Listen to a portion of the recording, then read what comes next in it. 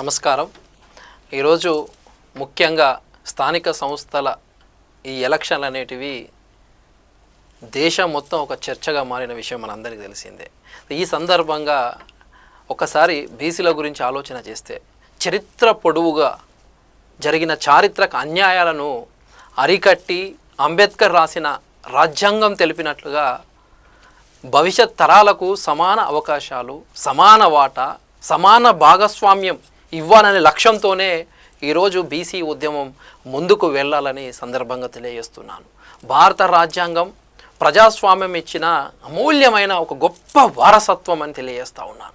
మరి ఇది బీసీల పట్ల అమలవుతుందా అనేది ప్రశ్నగా మారడం చాలా బాధాకరం తెలియజేస్తున్నాను.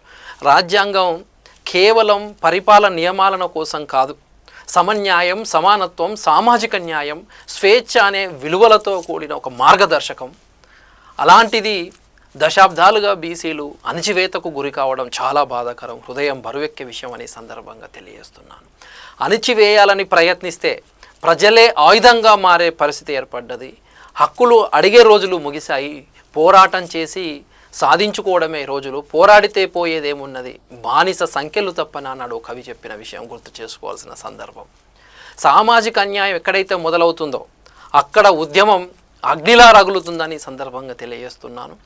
దేశానికి స్వాతంత్రం వచ్చి 78 సంవత్సరాలు దాటిన ఈరోజు బీసీలు, బలహీన వర్గాలు, అత్యంత వెనుకబడిన కులాలు, సంచార కులాలు, అర్ధ సంచార కులాలు ప్రజలకు రాజ్యాధికారం ఇంకా ఆమడ దూరంలోనే ఉంది.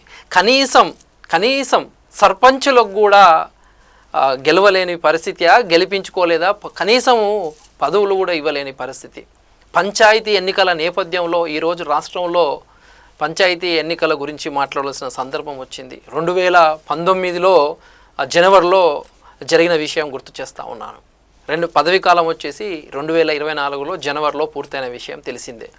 అయితే ఆ తర్వాత ఫిబ్రవరి నుంచి ప్రత్యేక అధికారుల పాలనలో రాష్ట్రం కొనసాగుతూ ఉంది. ఇప్పుడు పంచాయతీ ఎన్నికలది ఇప్పుడు తెలిసిందే. ప్రభుత్వము 3 విడతల ఆధార షెడ్యూల్ ఇచ్చింది, డిసెంబర్ 11, 14, 17. అయితే ఇక్కడ ఏంటంటే ప్రధాన అంశము, హైకోర్టులో విచారణ జరుగుతుండగానే షెడ్యూల్ విడుదల చేయడం అనేది మాత్రం చాలా బాధాకరమని సందర్భంగా గుర్తు చేస్తూ ఉన్నాను. 42% రిజర్వేషన్ల పెంపుపై ఆనాడు సెప్టెంబర్ 29న నోటిఫికేషన్ విడుదల అయిన విషయం తెలిసిందేనే. అయితే ఈ అక్టోబర్ 9న హైకోర్టు నిలిపివేసింది.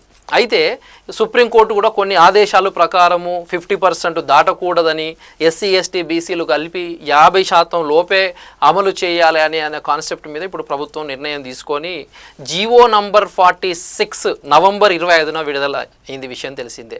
ఈ జీవో 46 బీసీ జీవితాలలో ఒక చీకటిని నింపింది అనేది మాత్రం, వెలుగులు తీసేసి చీకటి నింపింది అనేది మాత్రం అక్షర సత్యం అని తెలియజేస్తున్నాను. బీసీలకు జరిగిన భారీ నష్టం ఒకసారి మనం చూసుకున్నట్లయితే ఈ రాష్ట్రంలో 12,760 గ్రామ పంచాయతీల్లో 42% అమలు చేస్తే ఆల్మోస్ట్ 5,300లకు పైగా బీసీ పదవులు రావాలి. బీసీలు సర్పంచులు కావచ్చు, వివిధ రకాలుగా ఉండాలి. కానీ ఇప్పుడు 42 నుంచి 22%కి తగ్గడంతో ఈరోజు 2,424 సర్పంచ్ పదవులు నష్టపోయారంటే ఇది మామూలు విషయం కాదు. ఆల్మోస్ట్ 2000+ మరియు వార్డు సభ్యుల పదవులు కూడా నష్టపోయామంటే చాలా బాధాకరం అని సందర్భంగా తెలియజేస్తున్నాను.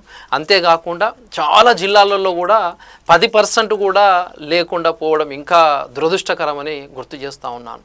ఈ రిజర్వేషన్లు తగ్గించడం వల్ల ఆల్మోస్ట్ 50% సీట్లు తగ్గడం చాలా బాధాకరం. అయితే ఈ సందర్భంగా రాహుల్ గాంధీ గారు కాళ్ళ గజ్జలు కట్టుకొని దేశవ్యాప్తంగా రిజర్వేషన్ల అంశాన్ని చర్చలోకి తీసుకువచ్చిన విషయం మన అందరికీ తెలిసిందే. మరి అలాంటిది ఈ నిర్ణయం అనేది కొంత బీసీలలో అసహనం కలిగిస్తుంది అనేది వాస్తవం అని తెలియజేస్తున్నాను. ఈ రాష్ట్ర ప్రభుత్వం మొదటి నుంచి కొంత సపోర్ట్ చేసి ఈరోజు ఈ నిర్ణయం అనేది దానివల్ల బీసీలు కొంత దూరమయ్యే అవకాశం కూడా స్కోప్ ఎక్కువగా ఉందని తెలియజేస్తున్నాను.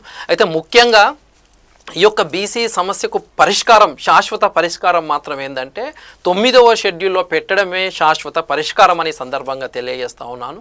ఎందుకంటే రాజ్యాంగంలోని ఆర్టికల్ 31 ప్రకారము 9వ షెడ్యూల్లో చేర్చిన చట్టాలను ఏ కోర్టు కూడా రద్దు చేయలేరు.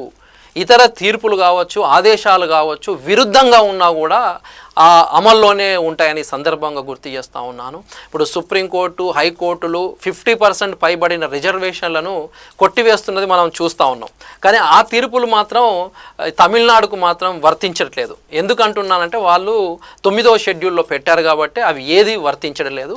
అలాగే దాని విధంగానే అదే కోణంలో అదే సైటేషన్లో మన రాష్ట్రం కూడా చేసే చట్టాన్ని కూడా షెడ్యూల్ 9లో చేర్చడానికి కేంద్రంపై ఒత్తిడి తేవాలని అన్ని పార్టీలు కలిసి కట్టుగా ప్రజల మద్దతుతో, బీసీ సంఘాల మద్దతుతో దేశ స్థాయిలో ఒక బలమైన పోరాటం చేయాలని, అంతేకాకుండా ఈరోజు మన జ్యోతిరావు పూలే కావచ్చు, అంబేద్కర్ లాంటి వారి స్ఫూర్తితో, ప్రేరణతో ఒక బలమైన సామాజిక ఉద్యమాన్ని దేశం మొత్తం చేసి 9వ షెడ్యూల్లో చేర్చినప్పుడు మాత్రమే బీసీలకు శాశ్వతమైన పరిష్కారం దొరుకుతుందని ఈ సందర్భంగా తెలియజేస్తున్నాను. Thank you.